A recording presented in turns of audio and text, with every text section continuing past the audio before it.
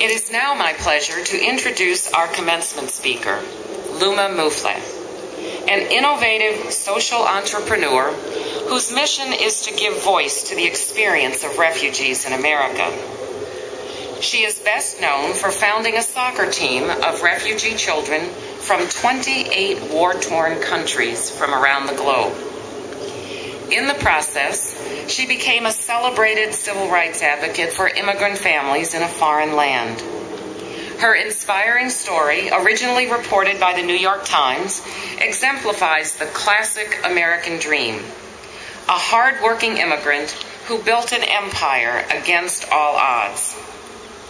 Luma is a Jordanian-born and is a graduate of Smith College. 8 years ago, she became an unlikely hero when she stopped her car to observe a group of immigrant children playing soccer in the streets of Clarkston, Georgia, and suddenly became inspired to start a team. In a city that has become a center for refugee settlement, Mufleh rallied together players who came from countries plagued by conflict.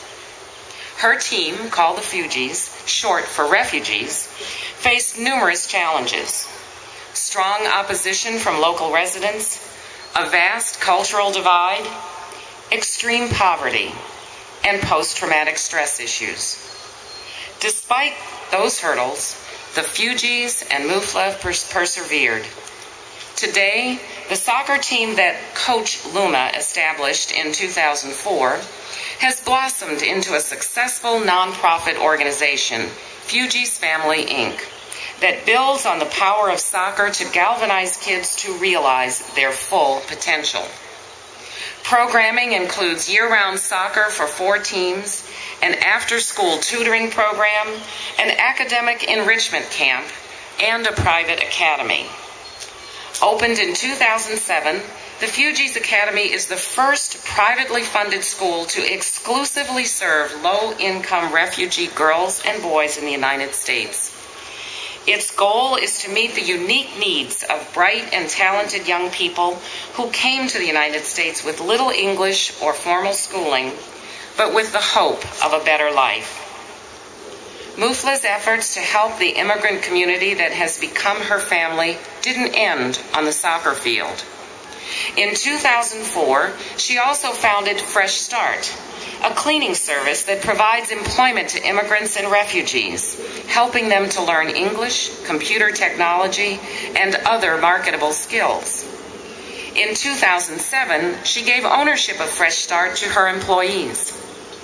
In 2010, she began Queen Food Company, a food truck business featuring authentic ethnic street food, employing parents and academy graduates. The inspirational story of Coach Luma and the chance creation of Clarkston's refugee soccer team have attracted extensive media attention. Her courageous efforts were featured on CBS This Morning and will soon be made into a major motion picture by Universal Studios. Luma Mufleh is a role model who embodies Mill's core values. Her story of dedication and courage reflect the leadership skills and commitment to social justice we foster at Mills. We are honored to welcome her to address our graduates. It is my pleasure to introduce to you Luma Mufleh.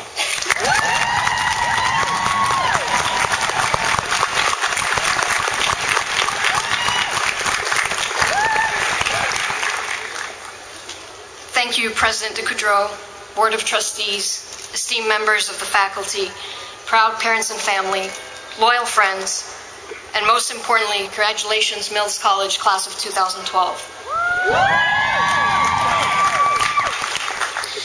It means so much for me to be here. 15 years ago, I sat in a seat very much like the one you're sitting in now. And 15 years ago, I fell asleep during my commencement speech. It was a mix of excessive celebration the night before and my short attention span. And since the next 20 minutes will hopefully go by pretty quickly, I want you to take a moment and take a look around, find your best friends, and remember that you're sharing this momentous day with them.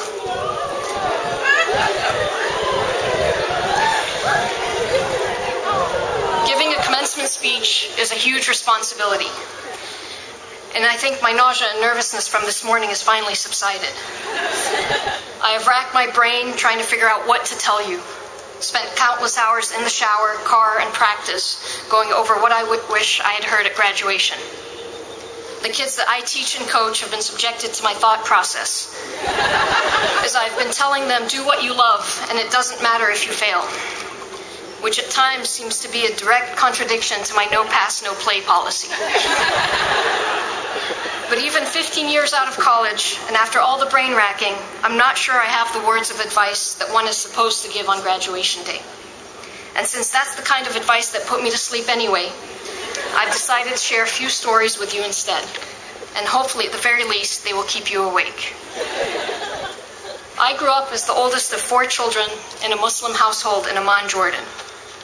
As a child, I was very well off and privileged. Everything was handed to me. I lived in a house with maids, chauffeurs, nannies, and cooks. We had all this because both of my grandfathers were self-made millionaires, and my family was full of workaholics. My grandparents and parents valued hard work and self-reliance, but I think as the second and third generation came up, we started behaving with a sense of entitlement that is very prevalent today. My grandfather once made a comment that the children of millionaires never work as hard as their parents, and he was worried about what would happen to his grandchildren. I have some great memories of my grandmother, a woman who inspired me throughout her life and continues to do so from heaven today. I used to play a game with her, usually close to birthdays and other holidays. My grandmother would ask me, if you had one wish in the world, what would it be? I would always have an answer. I never had to stop and think about it. It would usually be the coolest bicycle or a new soccer ball or the latest sneakers. And then I would ask her the same question. Her answer was always the same. I wish that everyone in the world would have clean drinking water. I would tell her that everyone had clean drinking water, and that was not a good thing to wish for. Didn't she want a new car, or perhaps a pool to cool her from the summer heat? Still, her response remained unchanged. She didn't need those things, but people needed clean drinking water. I would roll my eyes and wonder why she'd waste a wish on something like that. When I was 16, I traveled with my family to Thailand on a summer vacation. One day, my father took us out on a Rice Barrage River cruise, which was advertised as seeing Thai life up close and personal.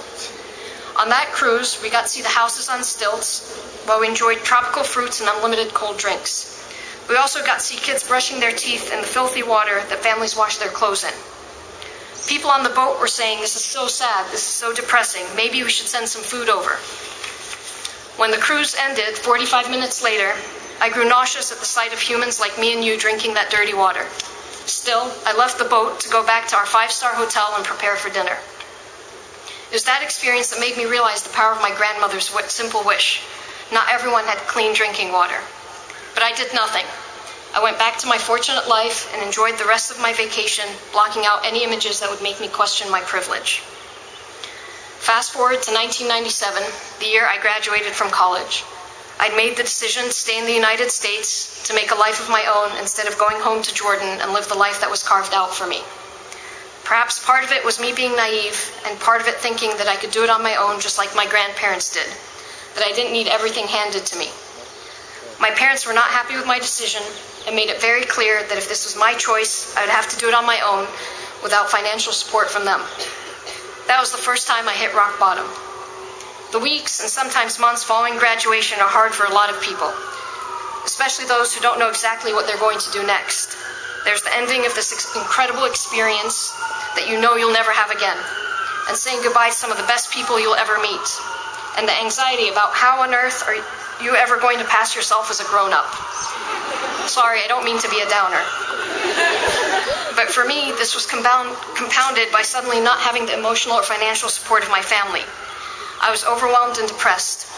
I remembered my best friend dragging me out of bed saying, "It's time to get up. You can't lay around like this for the rest of your life." For the next few years, I had no direction in my life. I jumped around from job to job, moving from Boston to Highlands, North Carolina, and eventually to Atlanta. I applied to law school, but then decided that I didn't want to go. I freelanced doing web and graphic design, and then I opened up a cafe. And every time I spoke to my parents, and sometimes my friends, they would say, "Is this what you're doing with your degree?" And I didn't have an answer for them. I would get depressed when my alumni quarterly came, and I would read about the great things my classmates were doing, and I too would wonder, am I doing what I'm supposed to do with my life? As one friend after another found their way to jobs, grad schools, and other society-approved steps towards success, I sunk deeper into my self-doubting state. I became a walking contradiction. I was afraid of failure. What if I never amounted to anything? Yet terrified of success, since the only definition of success I knew was status and financial wealth. I'm still grateful that I had that little bit of clarity back then that I didn't want to define anything by financial security and prosperity. But I was still lost, and I had no direction, and I felt no purpose. There was one bright spot, however. I enjoyed coaching a girls' soccer team, but over time, that too seemed meaningless. After coaching them for 4 years, I knew I'd taken them as far as I could as a coach. The game and the environment had become overly competitive, with pushy parents demanding more wins. One parent confronted me after a loss, saying that I shouldn't have played one of the weaker players, that we were here to win, and some players should stay on the bench. I longed to remember the purity of the game that I loved so much as a child. Then one day on a drive I'd taken many times to Clarkston, Georgia, to a Middle Eastern grocery store that I frequent, I made a wrong turn into an apartment complex, and I saw some kids playing soccer. They were outside their apartments in the parking lot, playing barefoot with rocks set up as goals and arguing over goals. I watched these kids play for about an hour. By the end, I was smiling. These kids reminded me of home. They reminded me of the way I played soccer in the streets of Jordan with my cousins.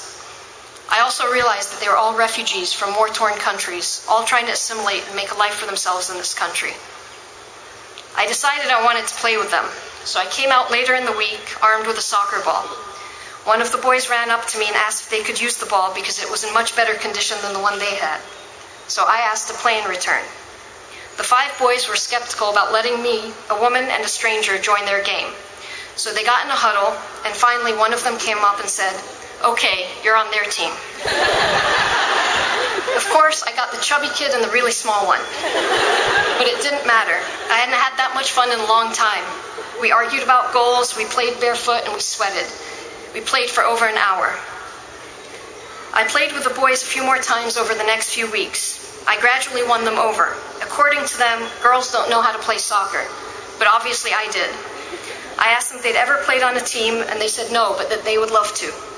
Well, the 6 of us were not enough for a team, so we drove around the neighborhood trying to find more players. Anytime we would find a kid that was about the right size, we would show them the soccer ball and tell them to show up at 5. I was so excited about this team. During tryouts, I had the kids that come out scrimmage while I watched and coached from the sidelines. During the scrimmage, I noticed a child who was not playing his position. I wanted to get his attention, but I didn't know his name, as he was one of 30 new kids on the field. Finally, I asked someone if he knew his name. "Oh, that's One Shoe," he replied. "One Shoe," I said, puzzled by the response. "Yeah, One Shoe." I shook my head, confused. Then I looked down at One Shoe's feet and noticed he was wearing one oversized black sneaker on his left foot, his kicking foot. His other foot was bare. When we ended practice an hour later, One Shoe came off the field, took off his sneaker, wiped it down carefully, and put it in his backpack. He then put on his flip-flops to walk the 2 miles to his home. He was 8 at the time. Before he left, he turned and said, "See you tomorrow, Coach." "See you tomorrow, One Shoe," I said to myself. That night, I put away my brand new kangaroo leather cleats, never more ashamed in my life for having them, and promised myself that I wouldn't wear them until all my kids could. Very quickly, my worrying about whether I was charging enough for a latte at the cafe seemed inconsequential, particularly in the larger scheme of the daily struggles the kids and their families faced. 7 months later, I closed my cafe and filed for bankruptcy, realizing that my world was changing. That was the second time I hit rock bottom. At the age of 29, I had failed miserably by any measure. The path of the American dream was nowhere in sight. Maybe my parents were right. There was no way that I could make it without their support. I didn't want to leave my apartment or talk to my friends because I felt I had failed in their eyes. But I did leave to coach the kids and help them with their homework.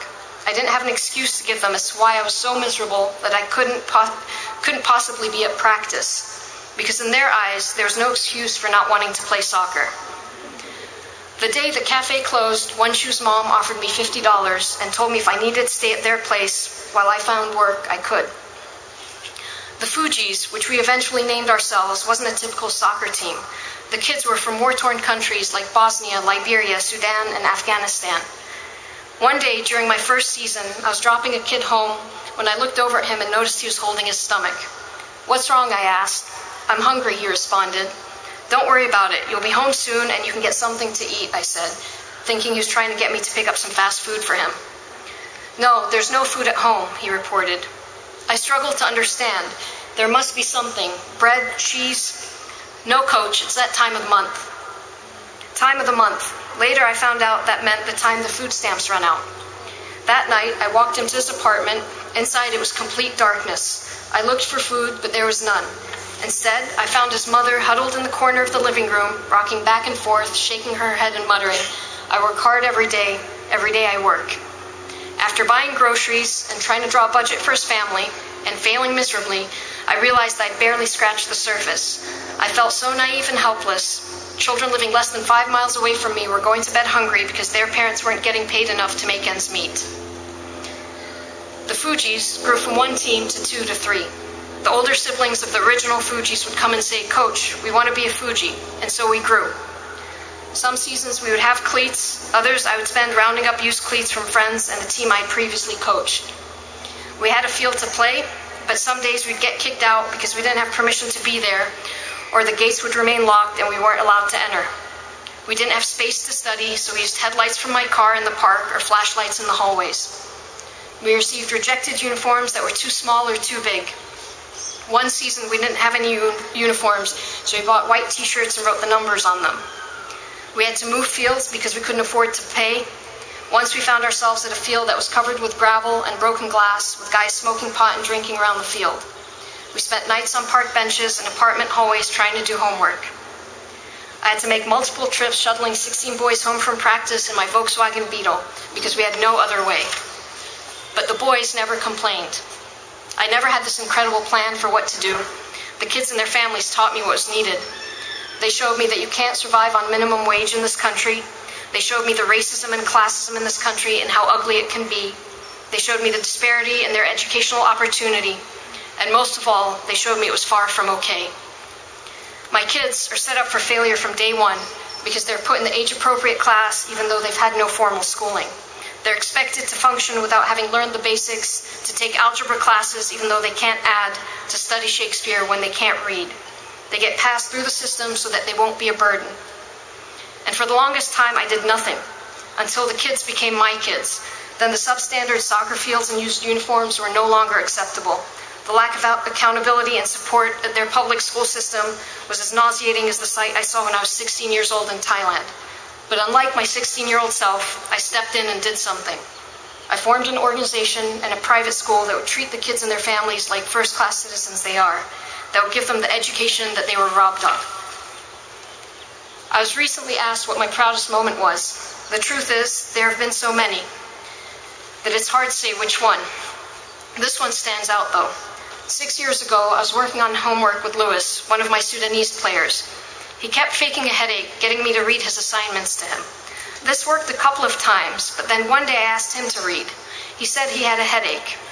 I said, "Me too." He was quiet for a while and then looked at me and said, "Coach, I can't read." I was floored. His progress reports showed A's and B's. He was more verbal than the rest of his teammates. How could I have missed this? The following year, I pulled Louis out of a public school along with 6 of his teammates and started the Fugees Academy. At the end of his 3 years at the academy, it was only a middle school at the time, he took the magical journey to Hogwarts by reading the Harry Potter series. And just last week, Louis passed his graduation requirements, putting him on a path to be the first in his family to graduate from high school and the first to go on to college.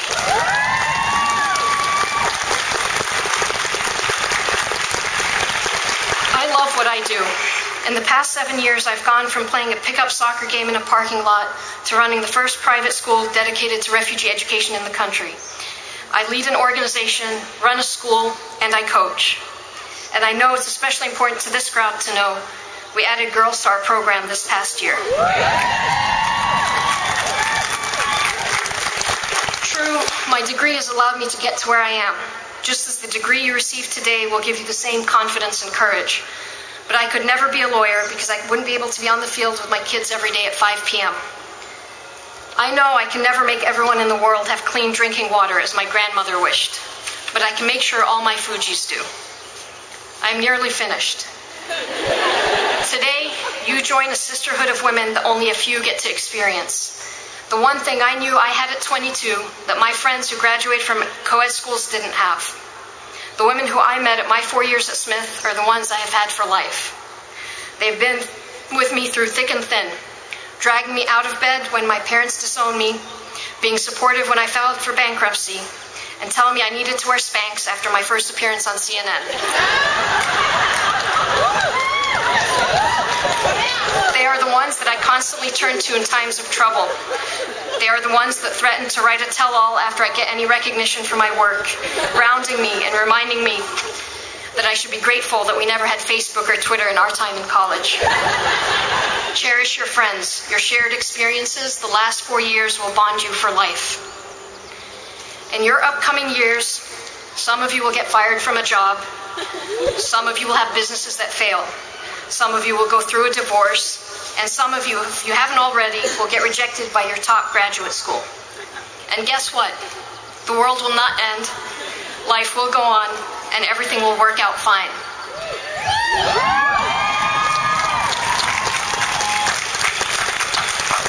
Don't let these setbacks and failures define you. Let them shape you and make you a better person. I challenge you on this, your graduation day, to find your own passion, to explore different opportunities, to know that it will take a long time to find. Don't take the easiest path placed in front of you. Be open to a path that is not so clearly and neatly carved out. And remember, you rock, life is going to be okay, people love you, and you only need one shoe. Thank you.